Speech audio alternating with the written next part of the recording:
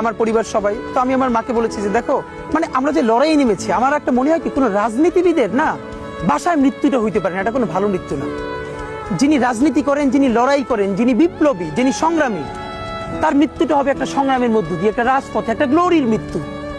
আমি তো ভীষণভাবে প্রত্যাশা করি, আমি ছোটবেলা থেকে এই স্বপ্নটা দেখি, অনেক জায়গায় বলেছি যে একটা তুমুল মিছিল হচ্ছে অন্যায়ের বিরুদ্ধে, সেই মিছিলের সামনে আমি আছি, কোনো একটা বুলেট এসে আমার বুকটা হয়তো বিদ্ধ করে দিয়েছে, এবং সেই মিছিলে আমি হাসতে হাসতে আমি শহীদ হয়ে গেছি।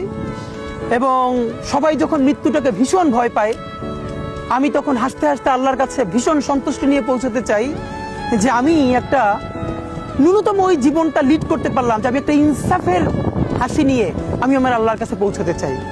সুতরাং আগামী 50 বছর বাঁচলাম, কোনো ইম্প্যাক্ট তৈরি হলো না আমার দিয়ে, দেশের জন্য, রাষ্ট্রের জন্য, উম্মার জন্য, জাতির জন্য। কিন্তু আমি ধরেন 5 বছর বাঁচলাম, সেটার মধ্য দিয়ে যদি আগামী 50 বছরের ইম্প্যাক্ট তৈরি হয়, তাহলে অনেকদিন বেঁচে থাকায় কি সাফল্যের বলেন? শহীদ প্রেসিডেন্ট জিয়াউর রহমান কয়টা দিন বেঁচেছেন, কিন্তু ভাবেন আজকে পর্যন্ত উনি আমার অনুপ্রেরণা। হাঁটতে হাঁটতে আমার পা ফুলে যায়।